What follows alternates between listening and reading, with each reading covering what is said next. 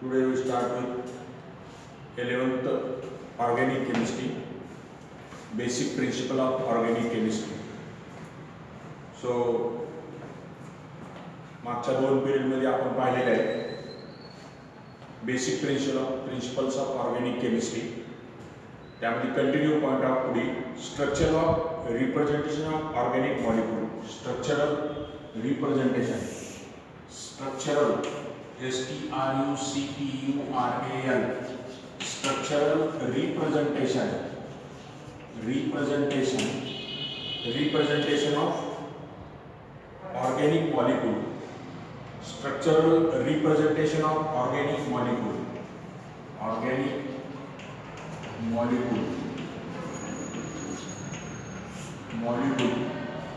तर या ठिकाणी आपल्याला in the previous standard you learn how to write structural formula and electron dot structure of hydrocarbons.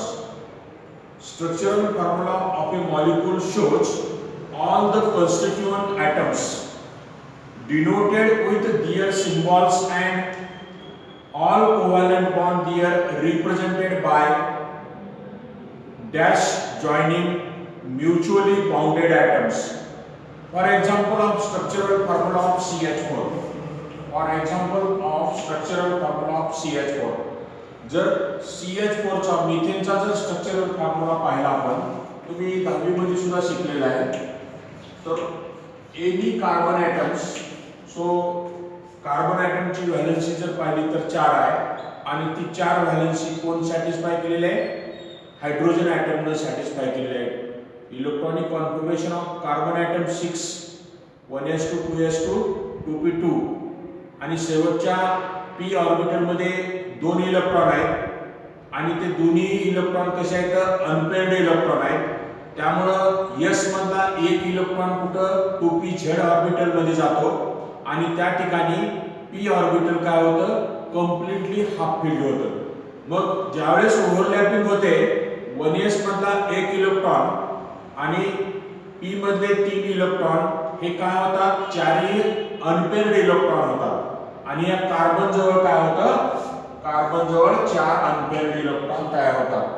आणि hydrogen कसं पाहिलं तर त्याचं इलेक्ट्रॉनिक कॉन्फिगरेशन 1h1 आणि शेवटच्या कक्षामध्ये 1s1 म्हटल्यानंतर s मध्ये एकच अनपेअर्ड इलेक्ट्रॉन आहे आणि तो अनपेअर्ड इलेक्ट्रॉन काय होतो? कार्बन सोबत काय होतो? बॉन्ड फॉर्मेशन होतं आणि हे असं काय तयार झालेलं आहे? हे वरी पाहिल्यानंतर तुमच्या लक्षात येईल की मिथेनचं स्ट्रक्चर काय होईल? हे असं मिथेनचं स्ट्रक्चर तयार झालेलं आहे. If the electron dot structure of molecules, the valence electrons of all the atoms are shown as does around them. Two dots drawn between two atoms indicated one covalent bond between them. For example, the electron dot structure of methane. जर electron dot structure जर पाहायचं असेल आपल्याला मिथेनचं, तर कार्बनचा एक electron आणि हायड्रोजनचा एक electron, तर कार्बनचा एक आणि हायड्रोजनचा एक हे इलेक्ट्रॉन काय होईल? Dot structural formula. Electron dot structural formula. कार्बनचे 4 इलेक्ट्रॉन आणि हायड्रोजनचे 1 इलेक्ट्रॉन, त्यामुळे हे काय होतं? कोव्हॅलेंट बॉन्ड तयार होतं. असं जर आपण पाहिलं तर इलेक्ट्रॉन डॉट स्ट्रक्चरल फॉर्म्युला असं म्हणता येईल आपल्याला. Electron dot structure so are called at the Lewis structure and the dash formula represent by the simplified Lewis formula. आता याच्यावरून सुद्धा आपल्याला कंडेन्स्ड फॉर्म्युला काढता येतो. Condensed formula, the complete structure formula can be further simplified with the heading of the sum of all the covalent bond indicating the number of identical groups and so attached to an atom by the subscript. The resulting formula of the compound is known as the condensed formula. For example, ethane जर पाहिला आपण, इथेनचा condensed formula काय? CH3 condensed formula.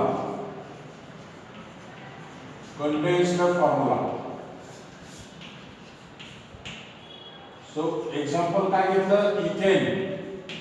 याचं काय येईल? CH3 CH3 हा एक condensed formula CH3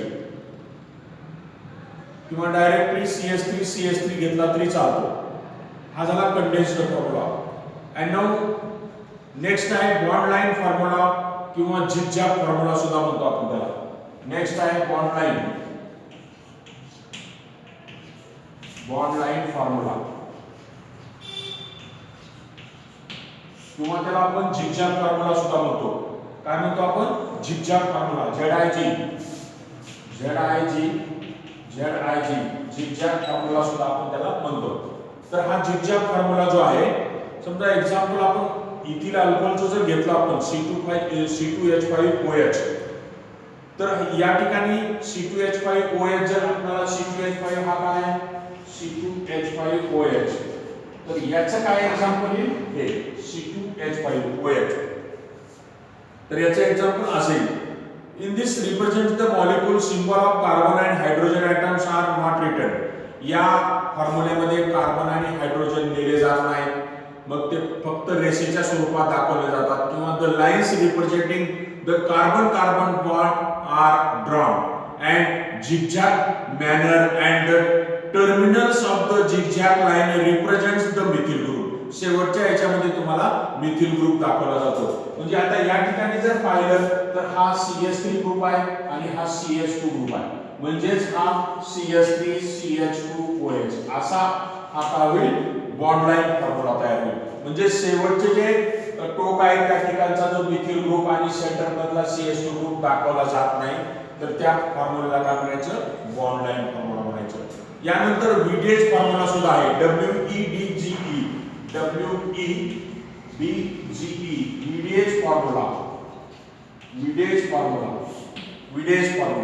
विडेज formula कसा आहे 3 डायमेन्शनल स्ट्रक्चर, म्हणजे तिसऱ्या डोळ्याने आपल्याला दिसत नाही 3D व्यू आहे. The molecule can be represented on the plain paper by the representing the single bonds using solid wedge. Now dashed wedge and normal line. आता या ठिकाणी आपल्याला असं सुद्धा दाखवता येईल, तर हा असं स्वरूपामध्ये, त्याच्यानंतर हे असं स्वरूपामध्ये आणि डॉट डॉट डॉट डॉट असं 3 स्वरूपामध्ये तुम्हाला विडेज फॉर्म्युला दाखवला जाईल. एक आहे डॅशड विडेज आणि नॉर्मल लाईन आणि solid wedge. So it is represented bond projecting up from the paper towards the reader and dashed wedge represents by the bonding, and so the normal lines dipped bonds and plane of the paper. तर आपल्याला जर असं दाखवायचं झालं तर या ठिकाणी हा जो मिथेन ग्रुप आहे, हा मिथेन ग्रुप कसं दाखवला जाईल. आता हा कार्बन ॲटम आहे, हा हायड्रोजन ॲटम, हा दुसरा हायड्रोजन ॲटम आणि त्याच्यानंतर जर पाहिला आपण तर हा आहे विडेज फॉर्म आणि त्याच्यानंतर काय दाखवलं जाईल. So dash dash dash dash हा स्मॉल मध्ये दाखवायचा, हा हायड्रोजन ॲटम. तर हा आहे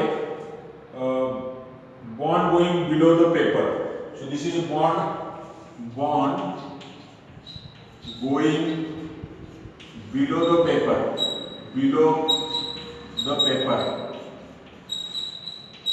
हे खालच्या साईडला दाखवला जाईल बॉन्ड. त्याच्यानंतर bond projecting above the paper, हे वरच्या साईडला बॉन्ड अबव द पेपर, एक आहे खालच्या साईडला, एक आहे वरच्या साईडला. And now this bond in the plane of paper. So this is a bond in the plane of paper. तर या अशा प्रकारे आपल्याला हा condensed formula, bond line formula आणि विडेज फॉर्म्युल्यामध्ये 2 फॉर्म्युले आहेत. एक आहे प्रोजेक्टिंग आणि so that is going below the formula. So अशा प्रकारे सुद्धा फिशर प्रोजेक्शन फॉर्म्युला किंवा न्यूमॅन प्रोजेक्शन फॉर्म्युला सुद्धा तुम्हाला या प्रकारे दाखवता येतील एक्झाम्पल मध्ये. So classification based on the carbon, so that classification based on the carbon. Next part आहे तुमचा क्लासिफिकेशन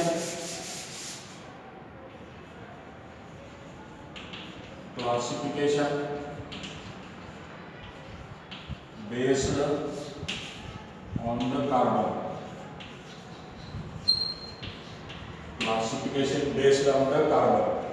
तर या ठिकाणी आपल्याला carbon atoms bonded to each other and lie in the core of organic molecule and described the carbon skeleton of the molecule. It is carbon skeleton of molecule and decided the shape and size.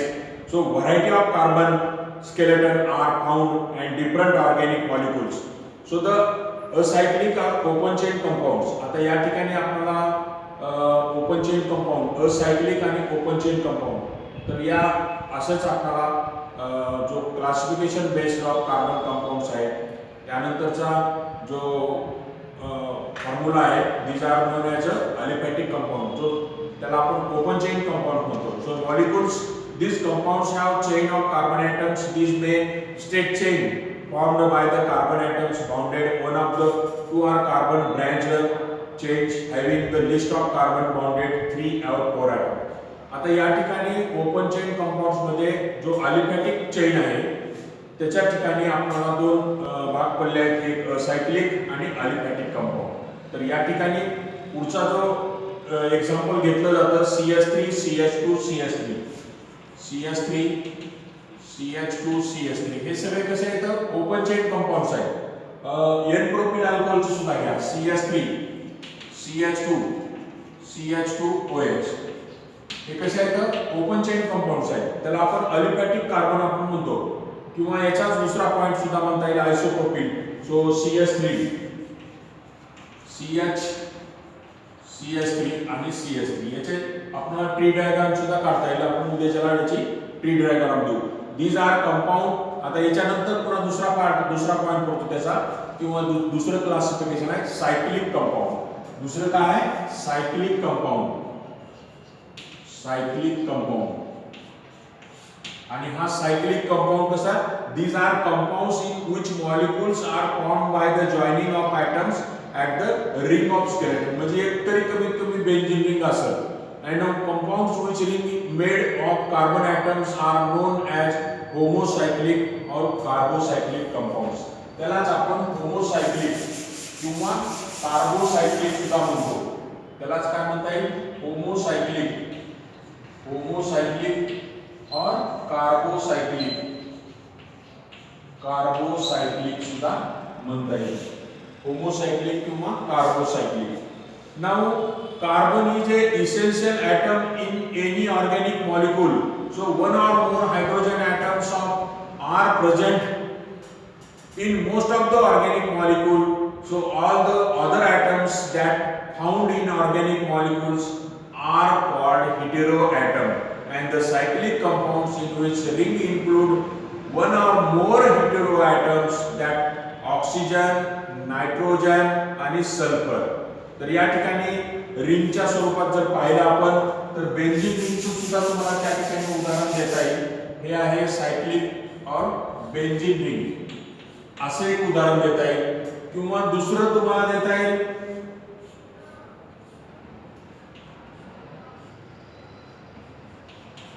हे आहे पिरिडीनचं example. कोणतं आहे पेप्रिडाईन आणि सायक्लोपेंटेनचं सुद्धा example देता येईल तुम्हाला. सायक्लोपेंटेन हे आहे सायक्लोपेंटेन आणि पेप्रिडीन PIPREDIENE पेप्रिडीन.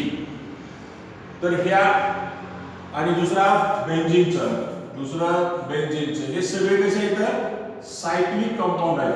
सायक्लिक कंपाऊंड आणि पायरॉल सुद्धा घेता येईल त्या ठिकाणी.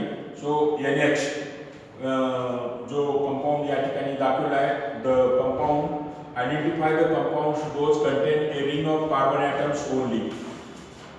तर या ठिकाणी दुसरं जे क्लासिफिकेशन आहे सो दॅट अरोमॅटिक कंपाऊंड्स. दुसरं क्लासिफिकेशन आहे aromatic compound, aromatic compounds. दूसरं क्लासिफिकेशन काय आहे? aromatic compounds.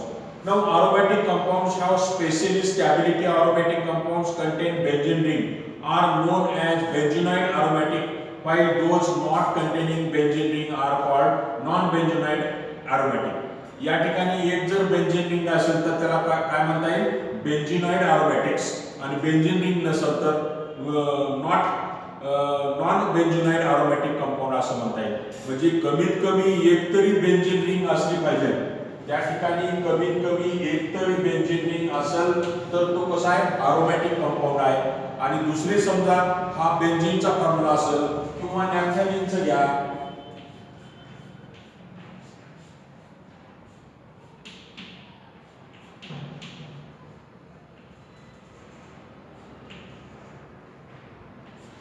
नॅफ्थॅलिनचं असं सुद्धा देता येईल एक्झाम्पल आपल्याला. म्हणजे कमीत कमी एक तरी या ठिकाणी बेंझिन रिंग असेल. आणि परत जे दुसरं आहे classification based on the functional group. पुढचा पॉइंट आहे classification based on the functional group. म्हणजे या ठिकाणी एक तरी फंक्शनल ग्रुप असेल. Now A part of organic molecule which undergo change A result of reaction is called functional group in the above illustration. So that OH is the functional group present in propanol. जर आपण या ठिकाणी प्रोपेनॉलचं जर example घेतलं CH3 CH2 CH2OH तर हा काय functional group आहे. याचा पॅरेंट आल्केन कोणता आहे? 1 2 3 तीन कार्बनला काय म्हणतो आपण? प्रोपेन म्हणतो. याला काय म्हणतो? प्रोपेन. याचा पॅरेंट आल्केन काय? प्रोपेन. जर या ठिकाणी फंक्शनल ग्रुप ऍड झाला तर काय होईल? तो प्रोपेनॉल होईल. तर हा काय प्रोपेनॉल म्हणजे classification based on the functional group. आपल्याला असं सांगता येईल की the functional groups present in them. The second method of the classification of organic compound is based on the nature of functional group present in the resulting invaded class of is called as a family named. Now the after constitution functional group, for example family of alcohols, family of halogen derivative. So the common functional group with their name, bond structure and example. आता last आहे homologous series. जे homologous series आपण मागच्या period मध्ये पाहिले की family functional group, then the comparative difference homologous series, a series of compound of the same family in which each member has the same type of skeleton functional group. Now the skeleton of functional group and differ from the next number of constituent difference in the methylene group. So continuous CH2 group जर या ठिकाणी आलेला असेल तर त्याला काय म्हणायचं? homologous series. homologous series. So this is the CH2 group is continuous by the methylene group. So in the molecule of structural formula is called as a homologous series. And now the individual member of homologous series is called as homologa. And all the members of homologous is such as represented by the general formula. प्रत्येक alkane मधलं आपल्याला example घेता येईल की त्यामध्ये CH2 group काय झालेला आहे? या ठिकाणी कंटिन्युअस चेन मध्ये आलेला आहे. तर या ठिकाणी आपण क्लासिफिकेशन बेस्ड पाहिलेले आहे. सो लास्टचा पॉइंट जो आहे तो homologous series. Now the point based on the this acyclic compound. So open chain compound म्हणतो त्याला. त्याच्यानंतर त्याचा दुसरा भाग आहे सायक्लिक कंपाऊंड. त्याच्यामध्ये अलिसायक्लिक कंपाऊंड सुद्धा आहे. These are the compounds exhibiting properties by the alicyclic. आणि अलिसायक्लिक आणि अरोमॅटिक हे दोन्ही एकच आहेत त्याच्यामध्ये. सो दॅट पुढचा पॉइंट आपण उद्या घेऊ.